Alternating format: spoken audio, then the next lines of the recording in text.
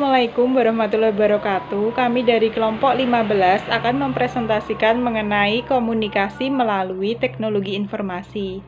Sebelumnya, saya akan memperkenalkan anggota saya. Yang pertama, saya sendiri Rahma Ivana Larissa Asyanti. Yang kedua, Ratna Ramadhani Damayanti.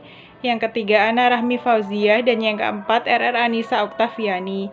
Saya akan menjelaskan bab 22, yaitu komputer personal dan komunikasi bisnis. Perkembangan teknologi komputer sangat pesat seiring dengan majunya perkembangan peradaban manusia itu sendiri. Komputer bukan sekedar digunakan sebagai sarana komunikasi pihak lain di luar maupun di dalam negeri. Komponen utama komputer terdiri dari software dan hardware.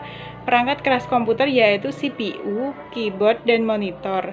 Penggunaan software yang pertama untuk mengolah data, yang kedua untuk presentasi data, yang ketiga untuk membagi data. Selanjutnya adalah komputer jinjing atau portable computer. Kehadiran komputer ini sangat membantu bagi penggunanya karena tampilannya sangat menarik, lebih kecil, lebih ringan, dan kemampuannya semakin canggih. Komputer jinjing seperti laptop dan netbook semakin digemari karena kemudahannya untuk dibawa memungkinkan mobilitas yang tinggi bagi penggunanya. Personal Digital Assistant atau PDA. PDA dirancang untuk membantu tugas manajer dan eksekutif yang berkaitan dengan penyediaan informasi personal. Dengan semakin canggihnya PDA, kini dilengkapi dengan GPS yang bisa dipakai dalam dunia otomotif sebagai alat bantu navigasi pengemudi untuk melihat kondisi lalu lintas dalam suatu perjalanan.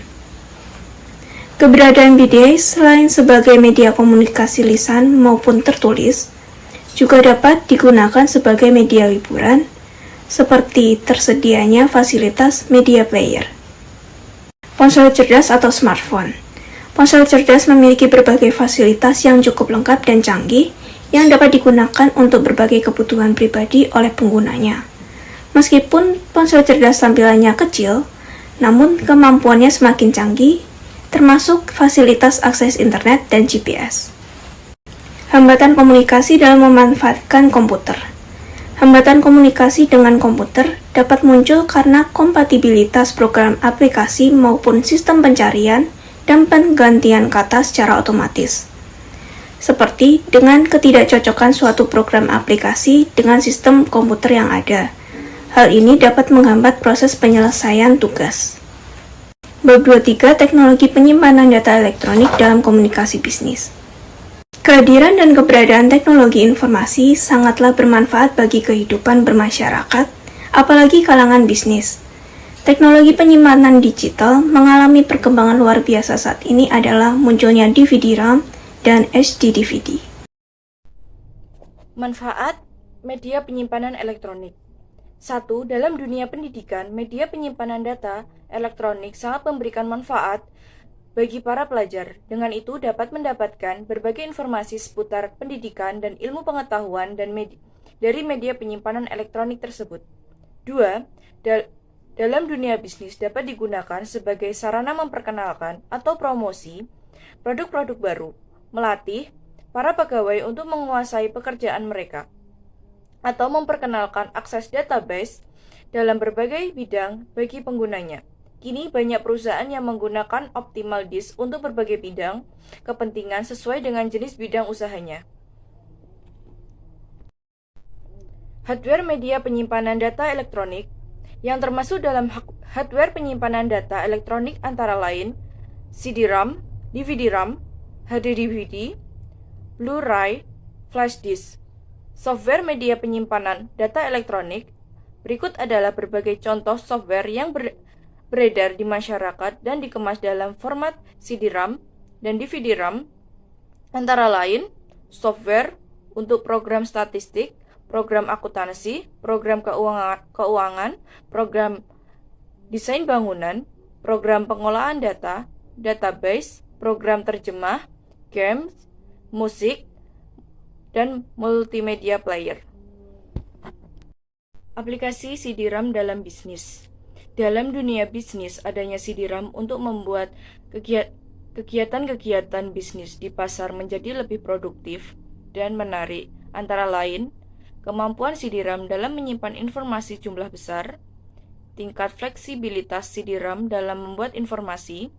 CD-RAM secara ekonomis lebih mudah dari floppy disk.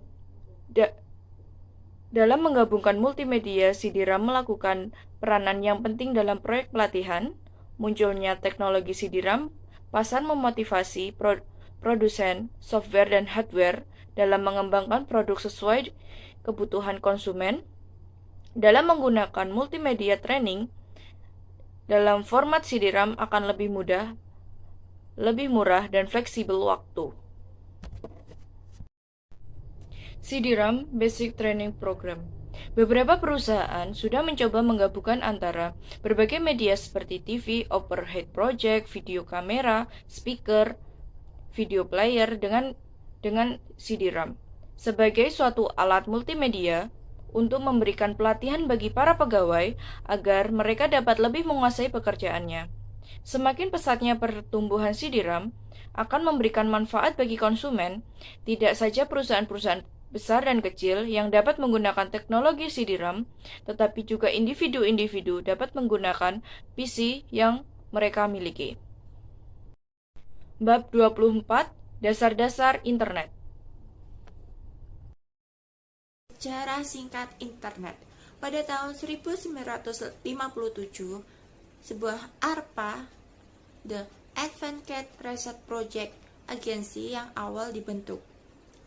Pada tahun 1962, Galactic Network muncul prinsip transfer data di dalam suatu jaringan komputer.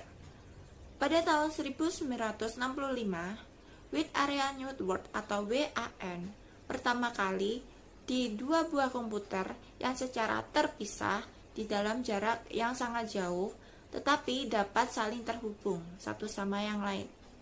Pada tahun 1969, yang dinamakan sebagai ARPANET, ARPA tersebut meluncurkan sebuah jaringan komputer ARPANET. Dan yang terakhir pada tahun 1974, sebuah internet pertama kalinya digunakan istilah internet atau internet working. Internet merupakan suatu jaringan dari berbagai jaringan komputer yang ada dengan menggunakan protokol standar, yaitu TCP atau IP kompatibel. Selanjutnya, manfaat internet dan kekhawatiran terhadap internet. Saya akan menjelaskan manfaat internet terlebih dahulu. Yang pertama, kita dapat memudahkan penggunaan berkomunikasi secara global. Dan yang kedua, untuk menambahkan wawasan berpikir, berkreasi, dan berinovasi. Dan yang ketiga, dapat dipakai sebagai media promosi. Dan yang keempat, untuk mempermudah pembayaran transaksi dalam berbelanja online. Dan yang terakhir, untuk memberikan kemampuan untuk melakukan konferensi jarak jauh antar perusahaan. Dan selanjutnya saya akan menjelaskan kekhawatiran terhadap internet. Yang pertama, belum adanya aturan hukum yang sangat jelas dan tegas di Indonesia terkait kegiatan bisnis di internet. Yang kedua, adanya penyalahgunaan data pribadi. Dan yang ketiga, sistem keamanannya yang dirasa masih sangat kurang. Dan yang terakhir, terkadang terdapat virus saat mendownload informasi dari internet.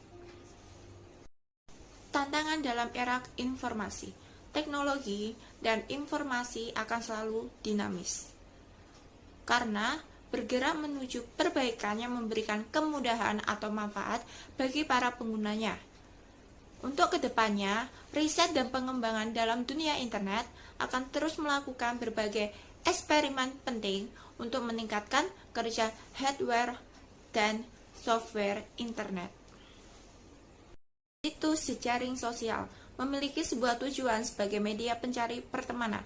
Namun, di dalam pengembangan penggunaan tersebut dapat mengoptimalkan fungsinya secara luas, yaitu mampu dimanfaatkan penggunanya untuk berbisnis. Yang pertama ada aplikasi Facebook. Facebook dapat menghubungkan orang dari berbagai belahan bumi dengan cara mengirimkan sebuah pesan memperbarui profil yang dilengkapi foto, kontak pribadi, maupun informasi pribadi lainnya. Yang kedua ada aplikasi Twitter. Kita dapat memberikan fasilitas bagi pengguna untuk memberikan informasi secara baru dengan cara teks.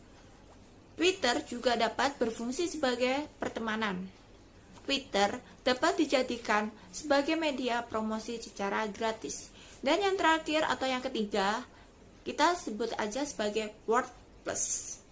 Aplikasi yang secara terbuka digunakan sebagai mesin blog. Keunggulannya diantara lain ada gratis, berbasis open source, dan template mudah dimodifikasi. Sekian presentasi dari kelompok kami. Bila ada salah kata, kami mohon maaf. Jika ada yang ingin ditanyakan, kami persilahkan. Terima kasih.